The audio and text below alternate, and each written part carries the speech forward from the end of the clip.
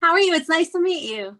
Yeah, you too. I'm in the, I'm just outside of Woodbury, Minnesota. Are you familiar with Woodbury at all? No, tell me where that is. It's like 20 minutes outside of the Twin Cities, Really? Huh. Like which direction?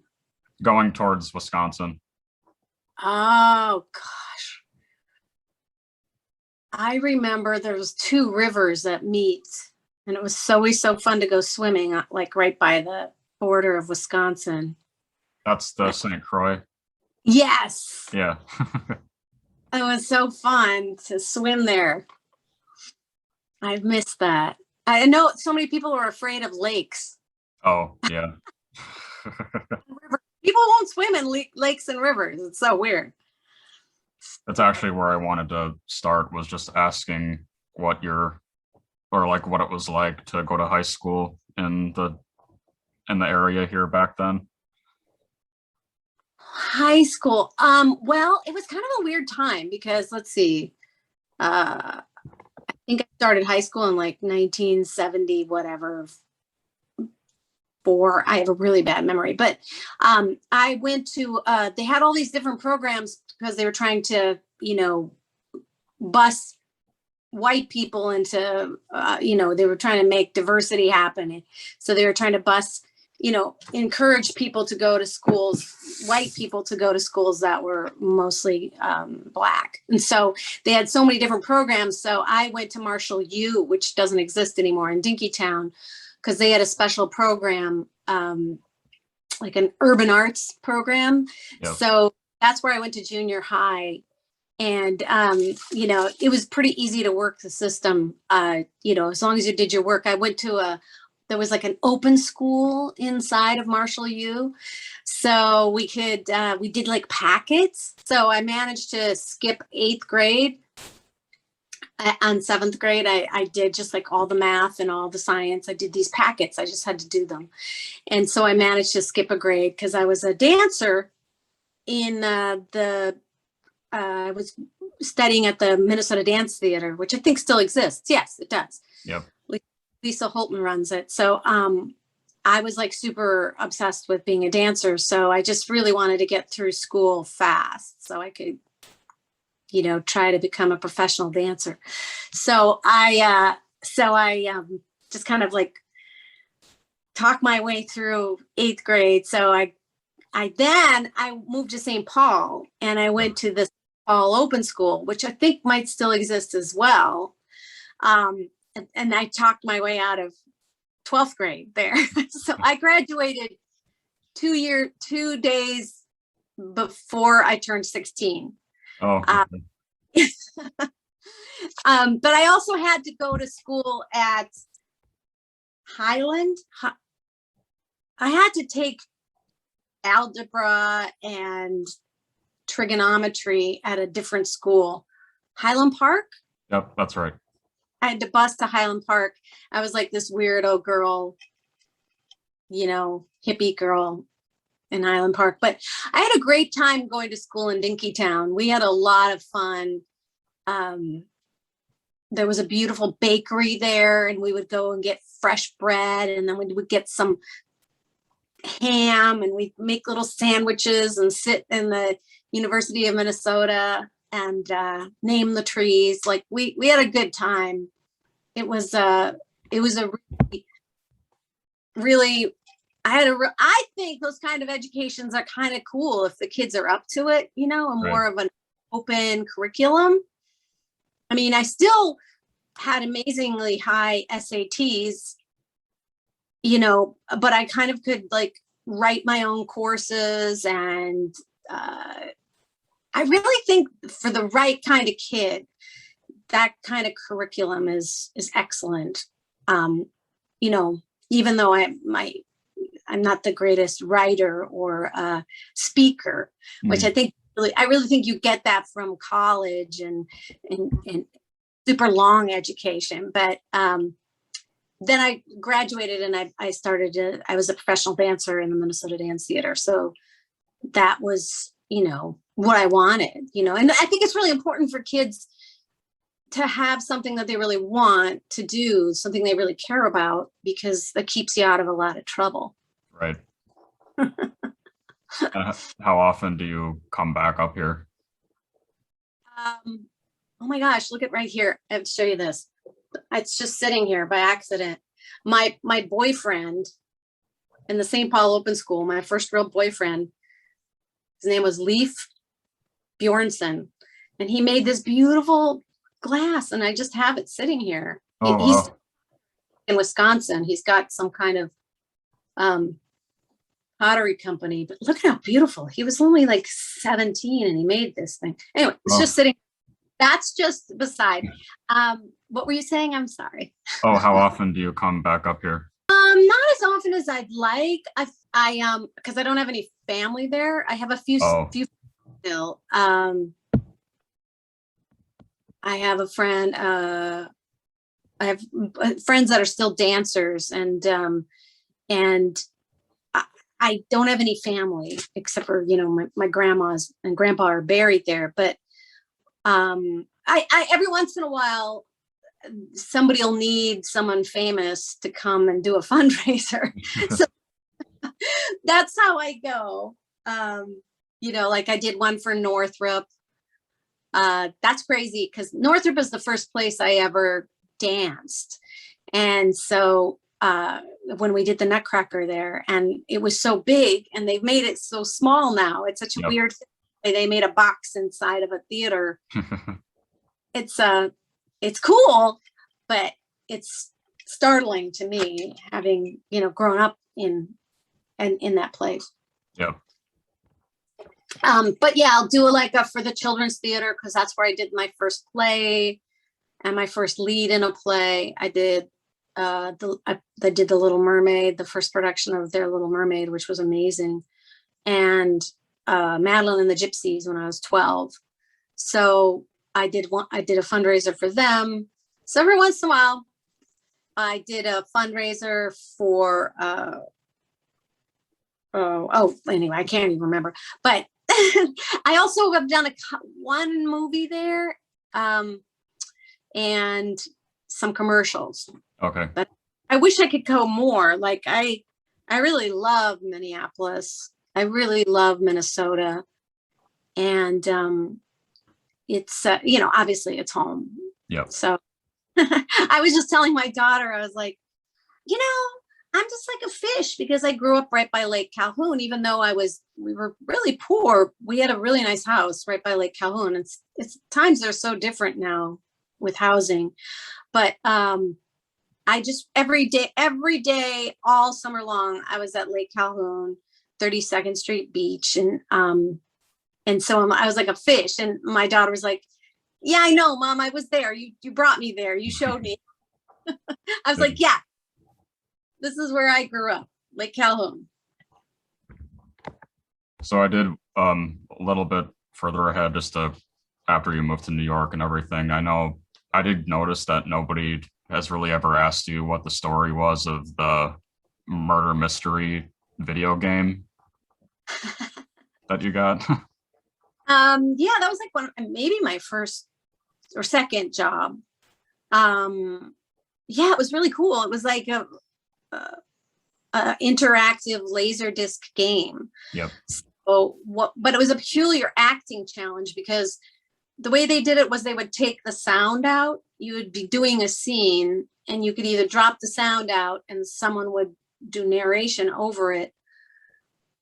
So halfway through the scene, you'd go from guilty to not guilty. No. It was kind of an interesting challenge. And so I've never really seen it. I guess I've seen pieces of it. And it was my first kind of like character acting thing. I guess I did commercials first. I did my Burger King commercials first, but yeah. I wish I was in a video game now. Let me tell you that. Yeah. Much less than it was then.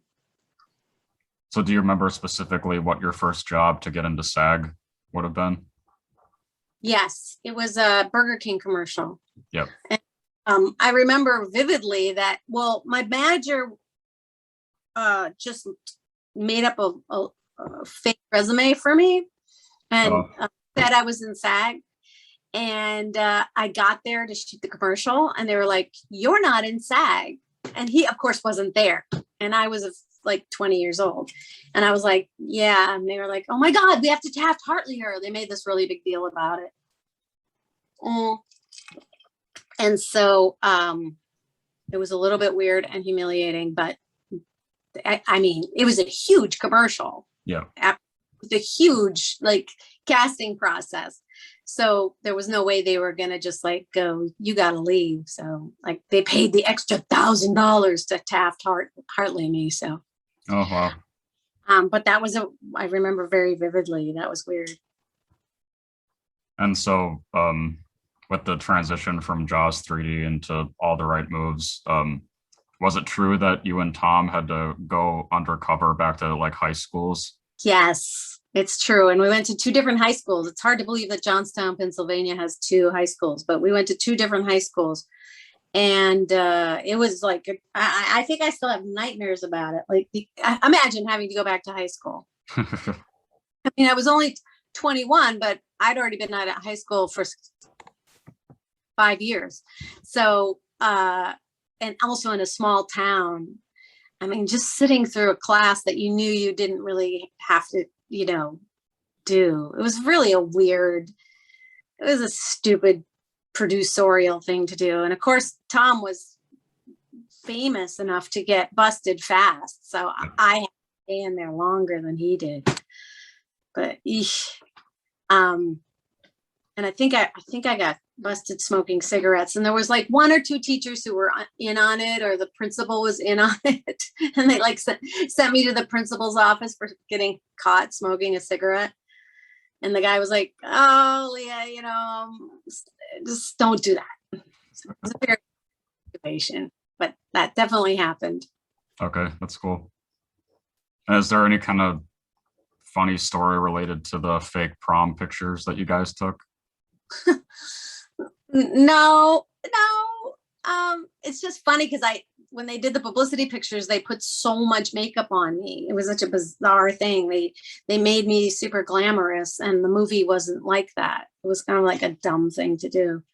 But Tom and I we worked really hard on the characters. I mean, he's obviously a very serious actor, and I learned a lot from working with him. Because he's kind of, people use the word method or whatever like that. But, at the time I was living with Dennis Quaid, and Dennis had the same kind of work ethic where they would work really hard at, trying to prepare for the character in terms of like play football and hang out with all the guys and, try to do the same things that the character would do. And so that was, that's one way of really believing that you can play the character. And, Dennis took it to like real extremes. Like when he played Jerry Lee Lewis, he learned how to play the piano. And when he was doing the right stuff, he learned how to fly a plane. Like he lost all this weight and, and in some ways that's the luxury of a man, because a mother can't do that, can't immerse yourself in that kind of, intensity. Usually a mother can't. Yeah, I do think that All the Right Moves kind of stands out more in terms of other teen movies back then, because it's more gritty and real. Yeah, well, it was Jan de Bont's first film as a cinematographer in America, and Michael Chapman, who was like this Academy Award winning DP, was the director.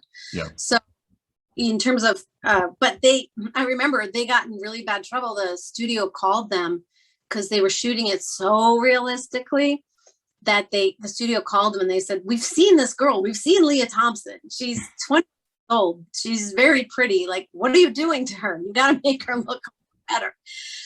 And they wanted the feel of a real coal mining town, but a steel mill town, but the steel mills were all shut down already. So they couldn't get that smoky, creepy feel.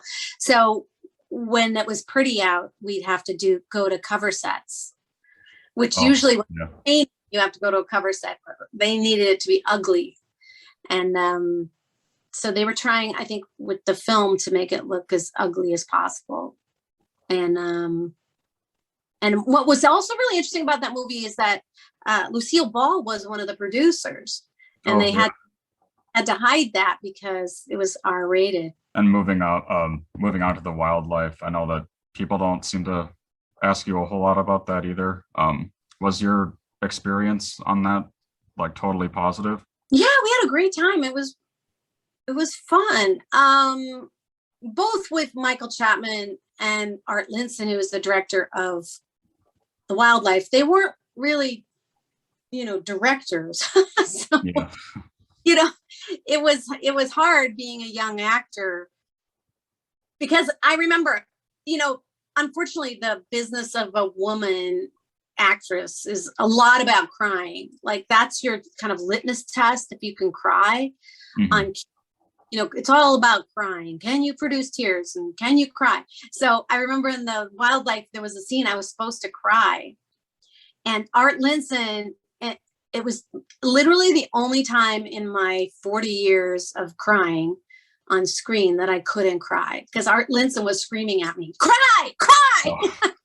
Oh.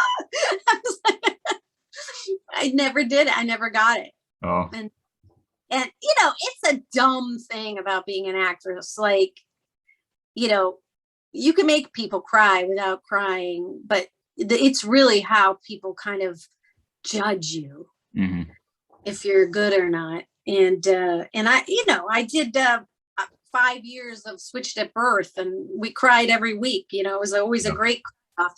And, it was it's something you have to know how to get to. But Art Linson scared it out of me. And I'll never forget it. And it's also really interesting, that movie, because I took my top off in All the Right Moves, which was a big deal at that time. Like, they always, in a teen movie, the girl had to take her top off. It doesn't happen anymore hardly, but in the same way. And then so I was supposed to take my top off in the wildlife too.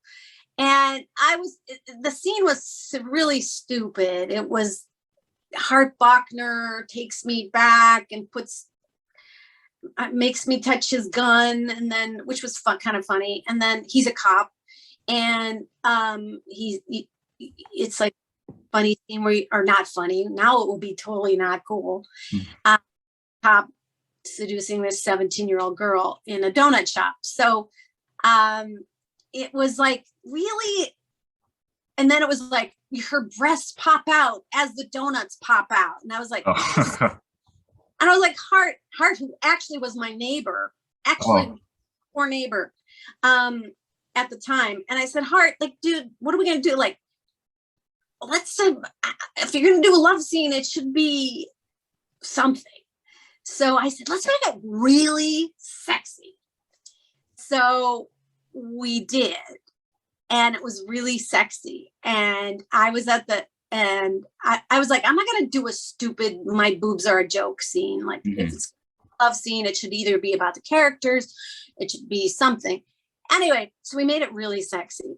And when we went I remember sitting at the test screening, and the movie wasn't great. Everyone's like, oh, laughing. And I was sitting, weirdly enough, next to my boyfriend, Dennis Quaid, and Sean Penn, because his brother, Chris, was in the movie. Yep. Sitting on either side of them, and we're ha, ha, ha, ha. And they get to the scene, and the audience goes dead quiet. And so they cut my boobs out of the scene. Wow. I just I think it was because of the kind of weird thing. Anyway, I achieved my goal of getting my boobs not in the scene. And that was it was a very interesting moment when I saw the movie and they weren't in there, because they had the other actress's boobs in the scene. Robin Wright, I think was her name. Jenny Wright. Oh, sorry. Thank you. She was just wonderful, just so funny and full of life, and such a great comedian. I didn't have the experience of working with great comedians before I did Back to the Future, Crispin was a great comedian. Michael was a great comedian. They hired great comedians. I was out of my league on that department, but I figured it out and I delivered in my way the jokes. But she was just hilarious. And I just remember her being, first of all, it was funny because she was older than me and I was playing her mother. Yeah. Like quite a bit, I think. I don't know, 4 or 5 years old. I can't remember, but I know she was older than me and she was wiser than me and she knew more about the business and everything. So it was just always, I didn't have that much to do with her, but I adored her. It was my first real experience with someone who was like super dry sense of humor. Yep. And I loved her. It was very, and I'll never forget her funeral was so sad. And her son just came up and just really eloquently said, "Fuck cancer." Mm-hmm. I'm not sure. I think maybe that's all he said. Just made me cry so hard. It was just, anyway, she was amazing. Thank you for asking about that. Yeah, of course. I did want to say too, in regards to Howard the Duck, that your singing in that is, I just think it's really well done. Thank you. Thank you. I did not know much about singing at the time. And especially that kind of singing, like kind of like punk rock singing. And they kind of tortured me because they wouldn't even tell me till after we rapped whether they were going to use my voice or not. Oh. And I work every weekend learning the guitar and the choreography and recording the songs and all of that. So it was, and I didn't, as you learn to be a singer, you learn a couple things. You learn, like, it doesn't really matter, like, just do it, like, or like you say, like, I don't think the right key for me. Maybe we could just put it up one, or look at that. And also Holly Robinson was in the band with me, and the other two girls were real musicians. Liz wasn't, I don't think, but Holly Robinson was a real singer. So it was intimidating because was a better singer. Yep. Every stretch of the imagination, but maybe not for this style, because she was like like she wasn't like a stay home, city boy. You know what I mean? Like, that wasn't her thing. Yeah. But was a great, really trained. So it was a little bit intimidating. And so I just fought my way through all that, but it was really fun to be able to play like a rock star. Really fun and scary and exciting. And, but I'm happy because I do get a lot of fan stuff from people about how they still like to listen to the songs. But every one of those experiences, I think people want to think that it was like so much fun, but making movies is so hard, and there's always some kind of strange resentments and, weird things that happen that make the experience, because it's also really hard work. Right. Really hard work. And so there's always, Back to the Future, there was a lot of weird things that happened that make, but people really just want you to go, like, it was so much fun every day. It was like a party, and there was a parade, and there was confetti, and like we all laughed. It's hard work. Well, I was one other thing I was going to say about my last question was, considering how kind of heavier those songs were you, like, I don't know, told to emulate Pat Benatar or somebody like that, or was it just all you that like to come up with it? Well, I worked so closely with Thomas Dolby, who was such a great guy, and he really was in my court. Like, he was he was totally in my court. And he, there was so much hype about the movie. They were spending so much money. It was such a big deal, George Lucas and all this stuff. And he was really in my court. And, for the recordings, he would, God, Pat Benatar, how great is she? If I recorded those songs now, I became a singer in my 40s, which is so weird. I really learned how to sing. If I could sing those songs now, they would be so much better. But I was, like I said, just like I didn't really know very much. And I did study with Linda Ronstadt was dating George Lucas at the time. So I still remember I studied with her teacher, which of course was going way over my head because it was like really, but some of it still stuck with me. What she talked about. She was talking about how all sounds are just, every consonant is just a combination of vowels, and what I ended up learning was that my Minnesota accent is basically the enemy of singing. Because of the hard R's. Yeah. Because that's all of that talking like that is really bad for singing. So now how I approach singing is if I'm having trouble, I sing in a Southern accent or an English accent because the R's get less tough. Because so I would be like, I can make it here. And so that's just horrible. But if you go like, I can make it here, you know what I mean? Yeah. If you think of a different, I just blew that note. But if you think of a different accent, then, which I'm good at, not everybody is, but I'm good at accents. So that's how I approach singing now. Just because where you're from, the way you normally speak can be the enemy of holding a note. I'm just giving you a little singing masterclass in the middle of this. Sorry. But yes, I tried to emulate her. And then I also tried to steal Tina Turner's hairdo. Yep. Which took like an hour to do. But all of this is really helping me, though. All of my whatever 80s stardom really does help me in my career as a director, because I have so much really interesting experience with physical special effects. Like now they do everything, like they take out and, they're like, it's so easy to manipulate film now where it was impossible before.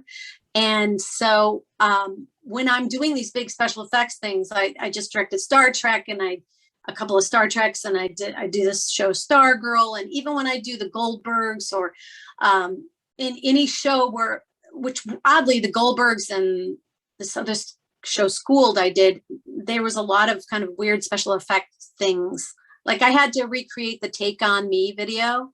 Oh, wow. With the animated, and I had to make that. So I have this good ability to make it cheaper for them, because I can remember when you used to have to do special effects like right there, you have to be smarter about it and do it physically. So all of that training that I had in the 80s as doing these big movies really has helped me as a director. And I'm super grateful. Did you never have aspiration to direct until you got older, or did you have any aspiration back then? I think I started to want to direct when I did Caroline in the City. That was my big sitcom in the 90s. But I had little babies. So that seemed really impractical. If it would have gone another year, it went 4 years, I would have directed. And then, so I started directing pretty soon after that. I think like 2002 or something. I can't remember. I did these Jane Doe movies. Maybe it's 2007. I always wanted to direct. It just seemed like the natural progression. To use all the things that I know. I mean, I was a ballet dancer. I was on Broadway. Right. I've done all kinds of different styles of movies, And I just feel like one of my favorite things is that I can give back, especially to ingenues, young ingenues. I think I can really relate to what they're going through, how hard it is for them, how much pressure it is, and how hard it is to be good, and not especially when you're pretty, it's really easy to threaten people, which seems odd, but it's really true.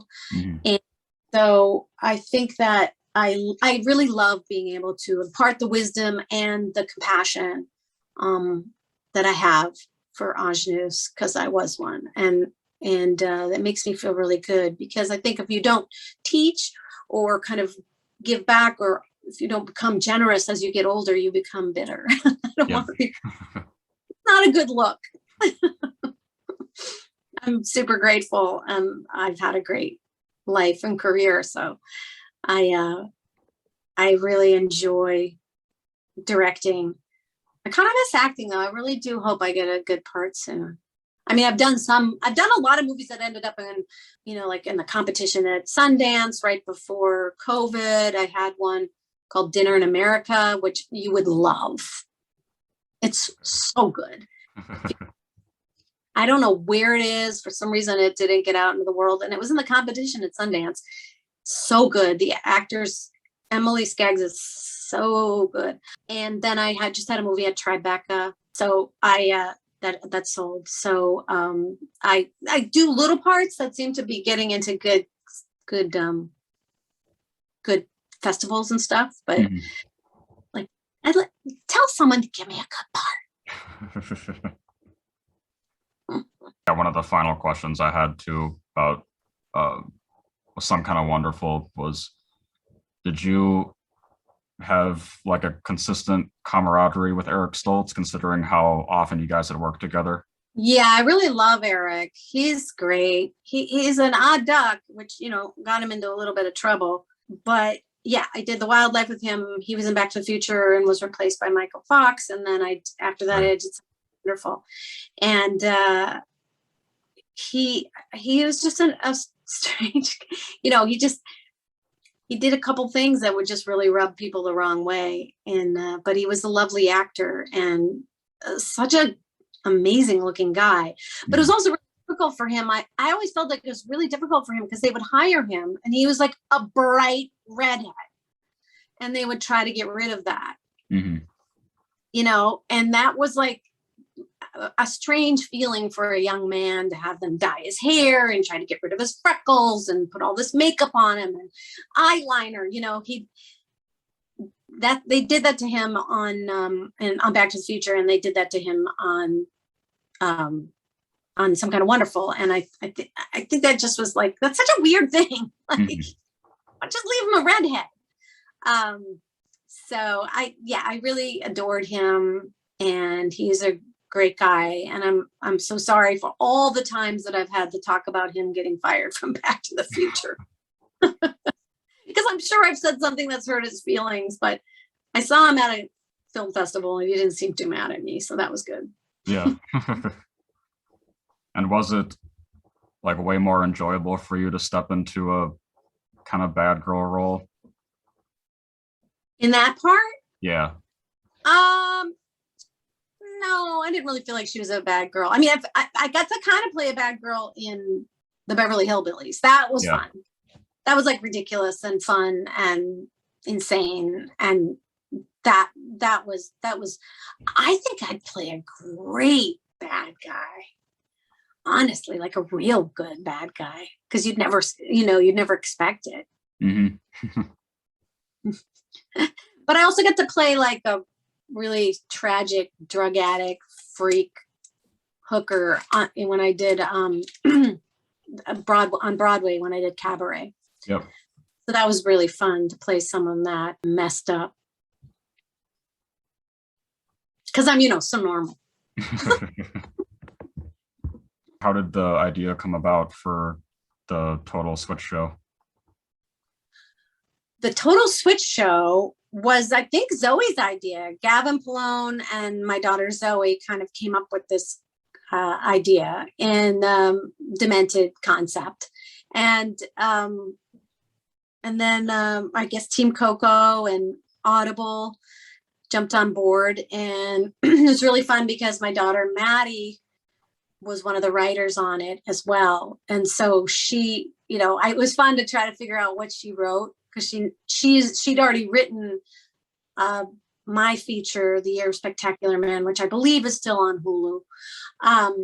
That she wrote, Madeline wrote it, starred in it, acted in it, and scored it, and wrote 5 of the songs and sang them. So there was we had already had such a collaborative experience, Maddie and I I sure hope I get to work with her again. She's an amazing writer. So it was fun for Zoe and I to try to figure out what jokes Maddie wrote. And also it was during, deep into COVID, where you couldn't even leave your house. So it was fun to be able to act and do something and create and try to create something fun for people. I don't know why it took them so long to put it out. I was like, put it out right away where people need it right now. But it took them a year to put it out. So it seems like people are really enjoying it. So that was nice. Was there any difficulty? Because a lot of the interviews I do are with voice actors. So I was wondering if there was more difficulty with you to act in that way where nobody can see you. I've done some voice acting. I don't believe I'm the greatest. But Bradley Whitford played my husband or father, or husband, father. And he's really great. So when you work with real actors, it's really helpful to learn how to do it. It's a whole thing. I mean, and I could be really great at it. I really need to be doing a character because my voice is not a great voice. My accent's a bad accent. And so like if I was doing something, or like if I'm doing an accent, or like a British woman or something like that, stop it. If I can be a big character, but I think I'm better at voice acting, but that's not what people hire me for, because it's hard. I mean, it's hard, and it's not. It's hard and it's easy, but it's a definite gift that some people have, and skill. That's the last thing I can ask is, out of all the things that you experienced growing up in Minnesota, was there a single thing, do you think, that from your experience here that you brought with you into your career that helped you the most? That's a really lovely question. What I experienced in Minnesota was decency or common sense. That's really feels like it's helped me, just common sense, and basic decency, I think. And I experienced a lot of the kind of Scandinavian ideals, the Scandinavian kind of work ethic. And I'm not Scandinavian, but my stepfather was. But I think there's something about the winter and the